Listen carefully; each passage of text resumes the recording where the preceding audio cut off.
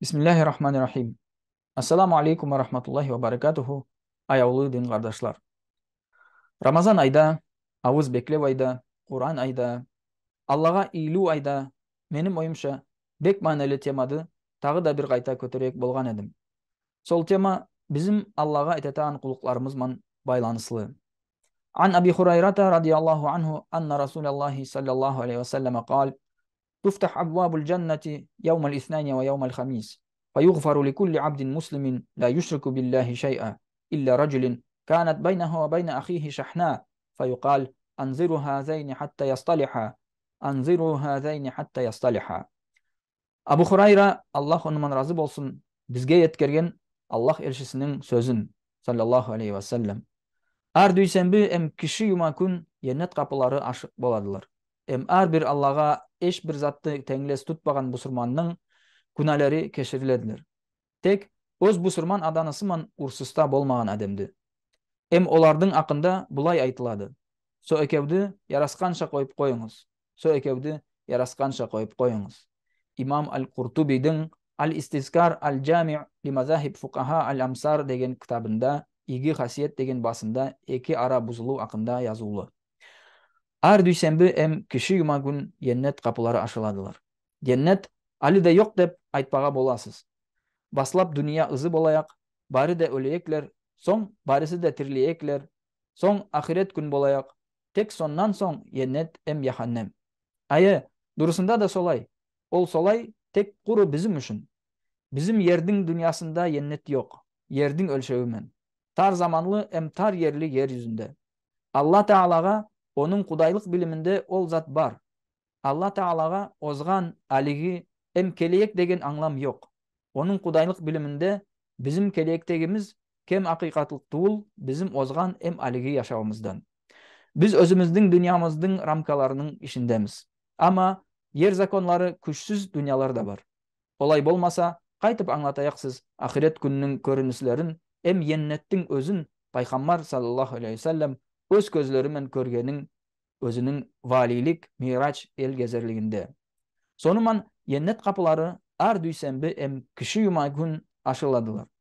Сосы заманда рагимлі Аллах оға инанатағанларды, Аллаға теңлес еш бір зат болмағанына инанатағанларды кешіреді. Алладың бірлігіне инанудан басқа Алла Таала еш біреуге еш бір затқа да қусамайды деген аңлам да бек мәнелі. Неге десе, Мұхаммад пайғамбарға дейін көп адамдар Аллаға инанатаған болған. Тек оны басқаларға қусатқанлар. Анасы, ұлы бардай көріп. Біреулер Аллады адам янына кіріп, сол адамдай болып жүрмеге болады деп те инанадылар. Буддистлардың инануы солай. Сосындай теңлестірулер ширк деп саналады. Ислам дini бойынша ол көп құдайларға инану деп саналады. Сонымен өзін яратушы бір Алла деп санаған, оның тек біреу, тек ялғыз екенін аңлап, тек оға сенген сау жүрегімен Алладың кешіріміне тиіслі болады әр дүйсенбі кіші юма күн. Сосы зат өз құлларына Алла Тааладың үлкен сауғасы. Оның құлларының күнәлері көп болады. Олар бұ яшаудың зауқларына қызықсынып, басларын йоядылар. Көп күнәлер құшағына атылмаға амырақ боладылар. Көбісінше нафсты тыю бек қиын болады. Бұсырманның ең игі сапаты, оны кешірейік сапаты, хадисте көрсетілгенше бір Аллаға инану болады. Ла илаха иллаллах дегенге инану болады. Алладан басқа құдай жоқ дегенге инану.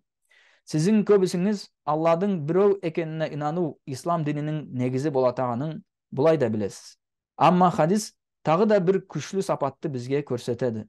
Сол сапат бір Аллаға инану деген заттан да шеккеді күшлі тартады.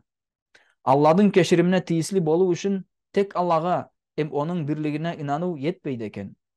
Тағы да бір зат керек. Сосы затқа Алладың елшісі бізге ес етпеге шақырады, саллаллаху алейхи вассалам. Ол неткен сапат екен, оның жоқлығы Алладың кешірімін алдыртпайтаған. Кімнің ақында Алла Таала өзінің мәлиеклеріне қойып қойыңыз со екеуді ярасқанша деп бұйырады. Олай дегеніміз, рахимлік мәлиеклері Алладың кешірімлерін пайлап жүргенде, оның бұйрығымен бір Аллаға инанғанларға бұсырманның біреуі сол кешіруден, сол сауғадан құруқ алады. Олардың бақтысы көз ясқа тиіслі. Қалай ашу? бары да сауға ала ятырганда сенің құруқ алуың қайдай ащы бақты.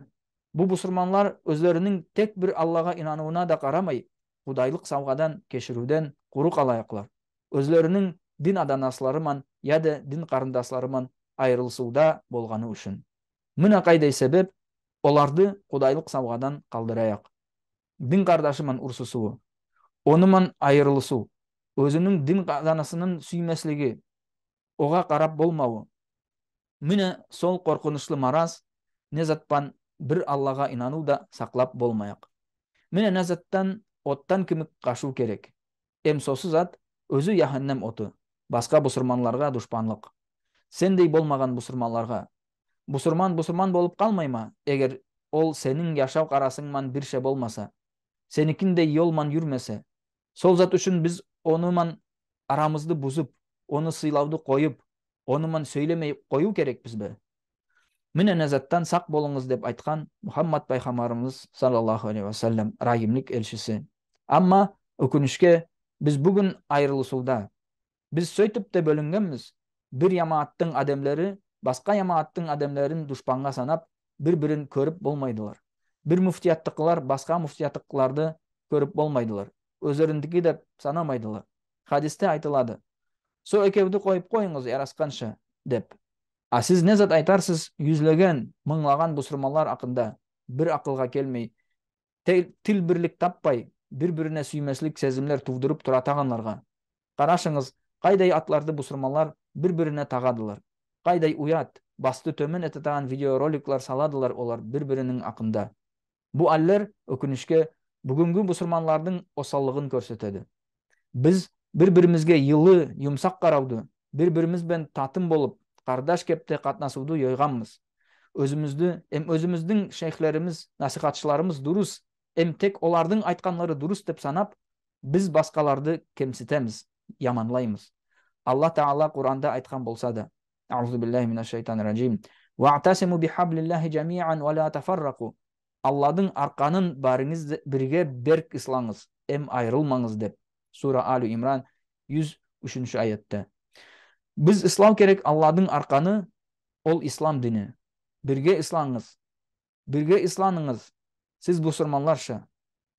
Сізде түрлі ойлар, яшауға түрліше қараулар, түрлі шейхлер болмаға болады. Тек со себептен бір-біріңізді өзіңізден итемеңіз, ерек етпеңіз. Бір-біріңізге көмекші болыңыз игі іслерде, бір Аллах үшін. Аллаға ахирет күнге инанғанларға көмек етіңіз. Айырылмаңыз дегенін мәнесі айтпаңыз. Бұл бұсырман туыл, яда аналар бұсырманлар туыл деп. Бір-біріңізді ерші атлармен шақырмаңыз. Бір-біріңізге яман ат тақпаңыз. Ол күнәлі деген баспады салмаңыз. Күнде 5 кere Алладың алдына еңкейіп намаз қылатағанларды ширкпен күнәлемеңіз. Бұл затлар бек қайғылы, аяулы дін қардашлар. Қайсы болса да бір бұсырманға сүймеслік сезімдер тудырып тұрсақ, онымен арады бұзып қойсақ, біз хадисте екі қайта айтылған со екеуді ярасқанша қойып қойыңыз деген адамлардан біреуі болып қалмаға боламыз. Алла Таала бізді басқа бұсырманға дұшпанлық көзлермен қараудан сақласын. Бүгін bizim уммамыз бөлінісумен ауырайды. Басқа бұсырманларды айырып, ят деп санап. Бұл yol yok болуын yolu. Алла Таала сосы yolдан баледен шықпаға бізге амал берсін. Бір-бірімізді басқа бұсырманларды сүйуімен жүректерімізді толтырсын. Аллах елшісі Алладың саламы болсын оға айтқан: "Ан Аби Хурайрата қала Расулуллахи саллаллаху алейхи ва саллям: ла тадхулунал джанната хатта ту'мину ва ла ту'мину хатта тахаббу." Сіз еннетке кірмессіз Аллаға инанмай тұрып, инанмассыз, яда инануыңыз тамам болмас, бір-біріңізді сүймей тұрып. Еткерген имам Муслим. Бүгінлерде бары ұстазлар да, насихатшылар да, шейхлер де сосы темаға үлкен мана бермeye керек деп санаймын. Біз бұсырманлар бір-бірімізді бұсырман болған үшін сүймеге керек екенін мұтқанмыз. Сол игі аңламды йойтқанмыз. Амма сорамаға мұтпаймыз. Сен қайсы шейхларды тыңлайсың? Сен қайдай ақида? Сен қайсы тарикаттан яда ямааттан? Дин қардаш деген аңлам бізде тек өз ямаатымыздың, муфтиятымыздың, тарикатымыздың ішіне кіріп тар болып қалған. Алла Таала бізді шынты алал дұрыс yolman жүргізіп, адасудан, сасудан сақласын, ерек етсін. Сау болыңыз тыңлаған үшін. Оразаңызды Аллах кабул етсін. Ассаламу алейкум ва рахматуллахи ва баракатуху.